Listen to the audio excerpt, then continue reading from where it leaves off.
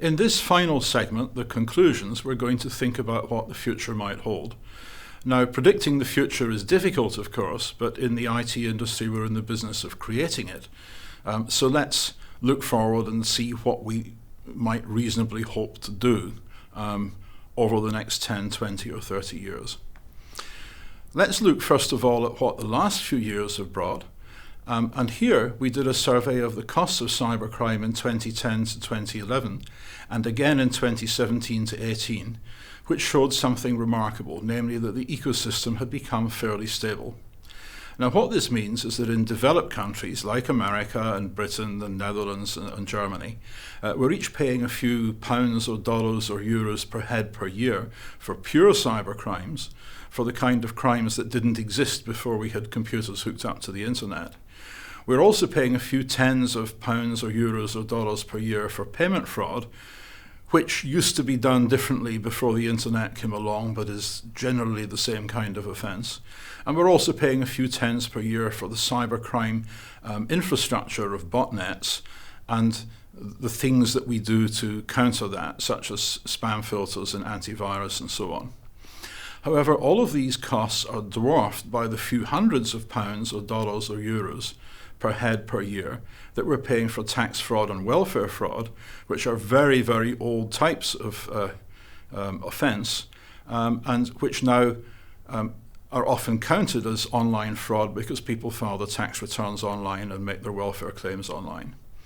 Now, the amazing thing about this is that things remain stable despite three enormous changes in the ecosystem. First, people moved from laptops to phones, so the technical infrastructure at the client end changed. Second, people moved from on-premises servers to cloud servers, so the technical infrastructure at the server end completely changed. And third, people moved to social networks, so there was much more interpersonal connectivity and opportunity for people to spread spam lures and things like that. Now, what this should teach us is that the main determinants of cybercrime are not really technical, they're economic. They are to do with the surrounding ecosystem. They're to do with the extent to which bank regulators force banks to make fraud victims good. They're to do with the lack of incentive for most police forces to crack down on people who commit fraud at scale across national boundaries, and so on and so forth, as we've been discussing in this course so far. However, there's been one aspect of the online ecosystem which has changed, and that is ransomware. Remember the WannaCry worm with which we opened this course? Ransomware is more than doubling every year, growing at over 100% per annum. Some people measure it as doubling about every 8 months.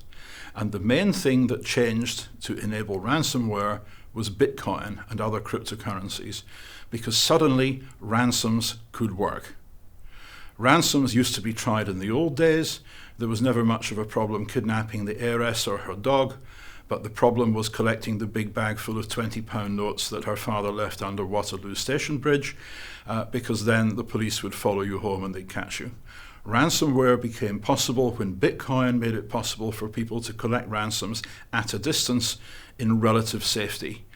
And then we saw rapidly the development of ransomware like WannaCry, which asked for a few hundred pounds or dollars or euros per victim, to more modern kinds of ransomware that asked for a few 100,000 or a few million or a few tens of millions for every organization that becomes a victim. And there have been business models backing this up. For example, in ransomware as a service, there are crime gangs, typically in places like Russia that don't extradite their nationals, who advertise more or less openly to people in companies saying, if you can get us a log on to your company systems, we'll share the loot with you if we can do a ransomware attack.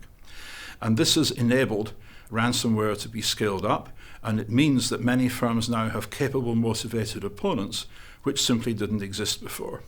So that's an example of an exogenous technical shock, which can upset the ecosystem. Now, by now, you should be convinced that a careful study of microeconomics and econometric techniques to do the relevant measurements can help engineers to do security. But where else can they help? Well, safety is another area in which the techniques that you've been learning in this course can be applied quite directly. And the reason for this is that economics is a general and powerful set of tools to explain why you get pervasive failures of incentive between and within firms. And the same thing holds as safety as holds as security. Now, the two are running together because as we put software in everything and we connect everything online, so safety gets entangled with security. All of a sudden, it becomes possible to hack things like cars and medical devices, and so it becomes essential to be able to patch them. You see, in the old days, we knew how to make roughly two types of secure device. You could have things like your phone, which would be secure because you patched it once a month, but then it would only be patched for 2 years or 3 years or maybe 5 years because patching a lot of versions of a phone is expensive. And the other kind of secure thing that we knew how to make was things like cars and medical devices, which you tested before you launched them, and then you never connected them to the internet and you didn't have to patch them. But now that you connect both cars and medical devices online, if somebody comes up with an attack on them, you have to patch them. And this costs money, so it's got a real impact on sustainability. In the case of cars, it can cost you hundreds of thousands to millions of euros to test a software update to a car, because you've got to have specialist test rigs to do the integration testing, and you've got to have actual cars to do road testing. Something similar happens with medical devices, where you may have to requalify the device, which can involve going through quite a lot of testing and due diligence. And so this recently led to a bit of a tussle in the European Union, where the car vendors only wanted to patch software for 6 years. And eventually, in 2019, the European Parliament passed a regulation which said, in effect, that software has to be patched in cars for 10 years. And the same applies to things like televisions and dishwashers and so on. But this still probably isn't enough, because the average lifetime of a car is 15 years. And eventually, we expect that cars that haven't got the software patched up to date will have to be scrapped as unsafe at their annual roadworthiness test. And if you reduce the lifetime of cars from 15 years to 10 years, that's a big deal, because the embedded CO2 involved in making a car is roughly equal to its lifetime fuel burn. And so there's going to be constant pressure from different policy directions, from the direction of sustainability, to cause software to last longer, or at the very least to see to it that putting software into things doesn't make them last for a shorter period of time. And this is potentially a real showstopper for the industry. Why should anybody buy a smart fridge if that means that as soon as the vendor stops maintaining a server, your fridge turns into a frosty brick? An old-fashioned fridge that only had analog circuitry in it, or perhaps even no electronics at all, could happily last for 20 or 30 years. So why don't people buy that instead? This is going to be a big deal for the industry, and the same economics apply here as apply in security, with a few changes. So, can governments help? Governments have certainly helped in some areas, such as demanding that equipment lasts for a certain amount of time and be patched. But there's no silver bullet, and there's nothing in this life is for free. And governments, as we've seen, also fail because they very often lack capacity, or they've got multiple conflicting goals and interests. Now, modern states are not like the states of the early modern era. Someone like King Henry VII could treat the Kingdom of England and indeed of Wales as his private property. He basically owned it. He expected to hand it on to his son. He had a few officials to help him run it. He had a feudal system to keep order. And so that was fairly straightforward. Modern states are not like that. Britain, for example, has over 500,000 civil servants. What that means in practice is that modern states have dozens of departments and hundreds of agencies, which have got very different missions. Now, most of these bodies which make up government are weak at IT because their core skills and interests lie somewhere else entirely. There are also issues of the agency type. Elected officials, members of parliament, government ministers and so on, have got one set of incentives, typically to get re-elected at the end of their term, while civil servants have different incentives, typically to move up the hierarchy to acquire more budget, more headcount, and more seniority, and thus get promoted. And there's a whole subject of public choice economics which looks at this and analyses the failures of government as a mechanism. a shorter way of seeing this is the TV series Yes Minister and the Yes Prime Minister, which you can find on YouTube, which is kind of the film of the book explaining public choice economics in a humorous way. Now, what does this mean for IT? Well, one of the side effects is that IT policy in governments is often dominated by the small number of government departments that have got some competence at the subject. And often this means departments in the defence and intelligence community. And of course, their mission and their priorities are not the same as the mission and priorities of, let's say, the Department of Agriculture or the Department of Education, or for that matter, the Finance Department. So what have the Securocrats brought to us, and did it work? Well, one of the things that the intelligence and security agencies have been doing since the 1970s is trying to promulgate standards for computer security. Because since the early days, the US Department of Defense and other defense organizations didn't think that computers were secure enough for critical military missions. And so there have been a number of iterations of attempts to make the world better. In the 1980s, the big push was the Orange Book, the US Department of Defense Trusted Computer Systems Evaluation Criteria, which attempted to push the industry to adopt multi-level security models. That is, the model of government documents whereby you have got levels of unclassified and confidential and secret and top secret. The effort largely failed because the certification was done by civil servants who were risk averse and often took 2 or 3 years to evaluate a product. And the market was simply too small for it to be attractive to the major players.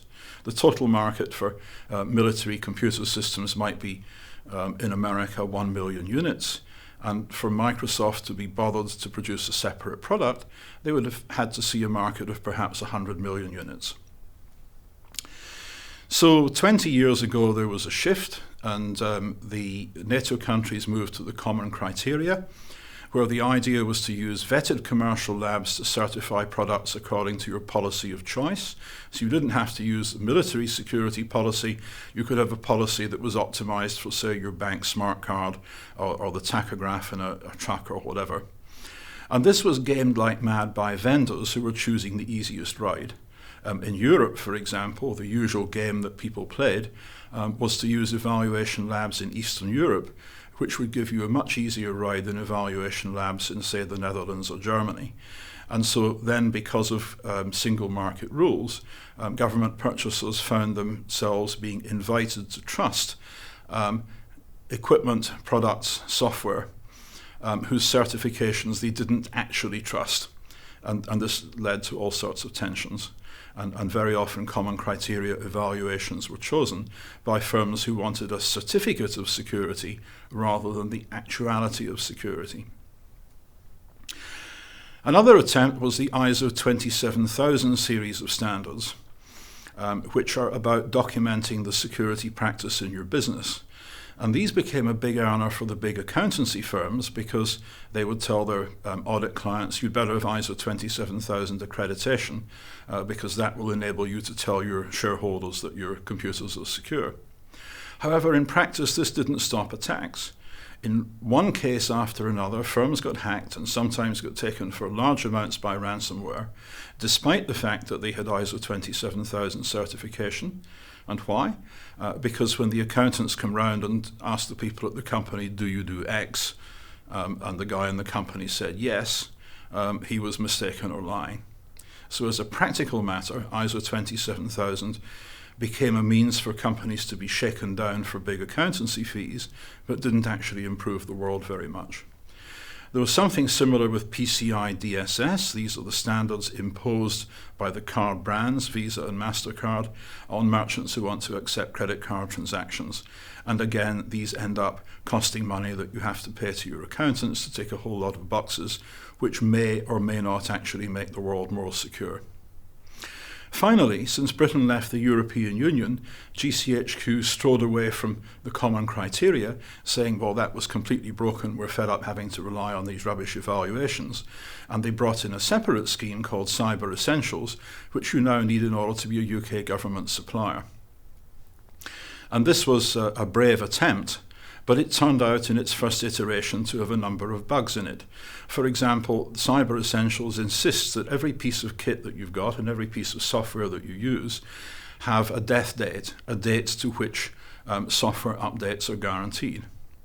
There's one small problem with this, which is that although Apple products are generally maintained significantly longer than their competitors, Apple refuses to give any of them a death date.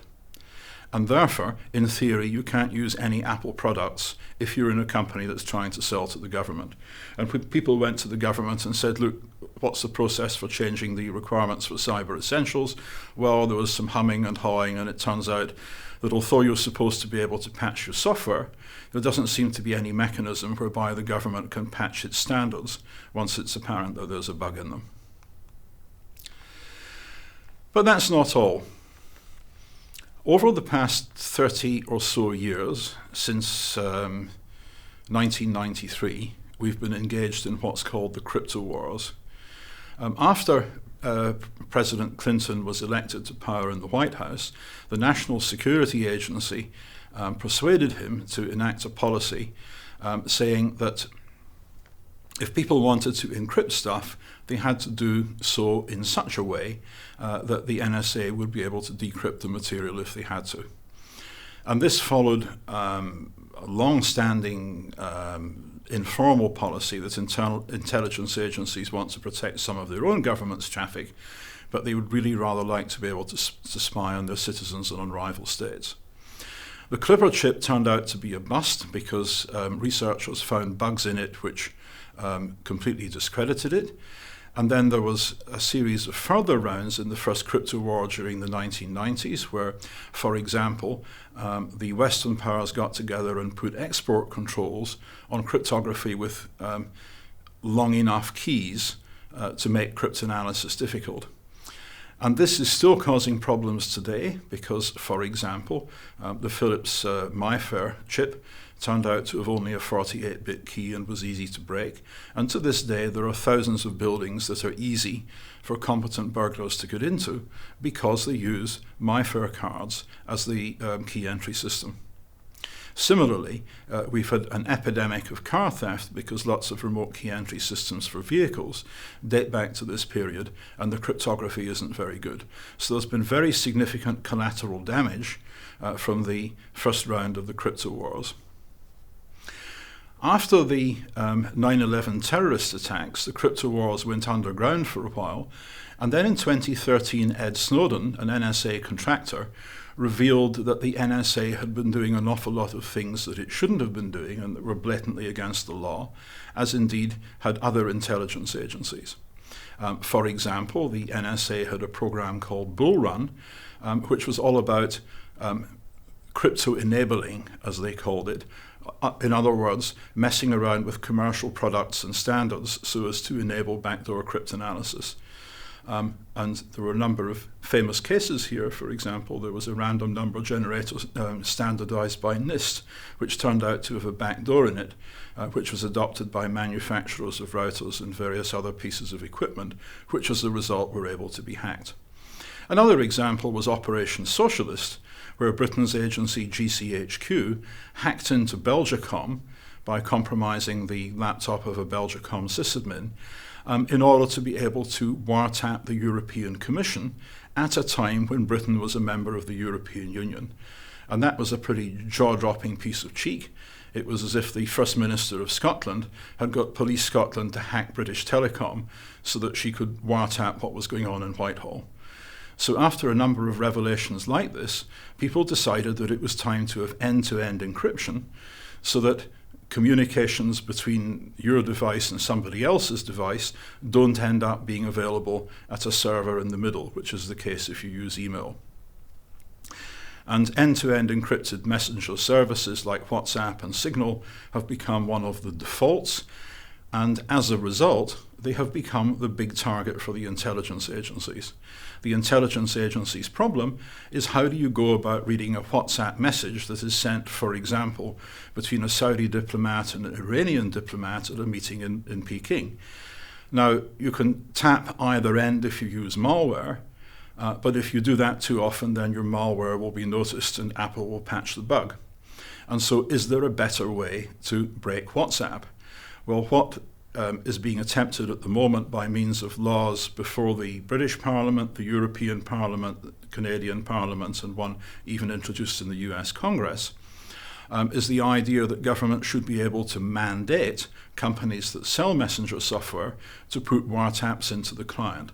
This would mean, for example, that Meta could be forced to put a government backdoor into the WhatsApp client that you have on your mobile phone or on your tablet. This is, of course, being resisted fiercely by the industry.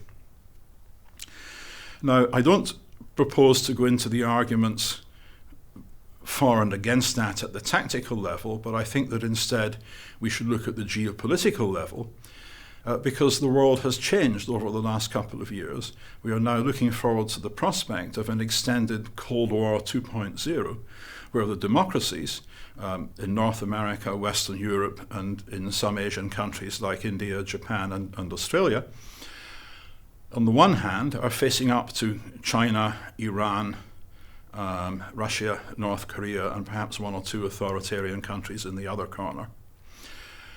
And in this context, I believe that we need a reset of relationships between governments and tech. So, what do you think the next 30 years should hold? Here's my idea, that as we move back to a Cold War environment, we should look back to what we did differently during Cold War 1.0 up until 1989 and compare it with what happened during the interregnum, the period of American hegemony, and see what we can learn from our experience first time round and bring it to the new environment in which we unfortunately now need to live and do business. The first thing is that we're going to need capability. We're going to need the ability to defend ourselves against an assortment of threats, military and other, as well as industrial competition from authoritarian countries such as Russia and China. And that means that we need a diverse and competitive tech sector which works with government rather than one which is at loggerheads with government. Above all, we need to be able to exploit artificial intelligence and machine learning both effectively and ethically. From the point of view of military capability, machine learning is going to be vital for all sorts of things like cognitive radar and jamming and so on and so forth. And we have to do it ethically because we need to embed our own values rather than by rushing to embrace authoritarian ones. And at present, I'm afraid the intelligence agencies are simply mimicking what people in China are doing by insisting that they be able to read absolutely every message sent by every citizen. And the vision in China is, of course, that you will have in your pocket an artificially intelligent secret policeman to watch over you and an artificially intelligent propaganda agent to tell you what to think and what to say. That should not be what we're fighting for. We've got to get the basics right first. What are our values? What are we seeking to defend? Democracy, freedom, and the rule of law. In that context, I believe the crypto war needs to end, and we need to have a fresh start. Now, on coming back down from the geopolitical level to the level of criminal justice and civil regulation, there's a couple of things I think you will agree that we need, having done this course. First of all, we're going to need institutional reform of criminal justice so that we can tackle various kinds of cybercrime and online abuse in more effective ways than we can do with our current institutions. And second, we're going to have to evolve over time coherent liability rules around security, safety, and sustainability, which deal not just with the sexy stuff such as artificial intelligence and machine learning, but with the more boring stuff such as whose data gets collected by whom and for what purpose is it used. We do have the grounding to do this. We do have the legal framework. We do have the cultural background. We do understand what democracy is about. We do understand what freedom and the rule of law is about. But the task ahead of us is to bring all this together and to reshape our regulatory and political environment so that we can thrive and compete and do well over the next 30 years.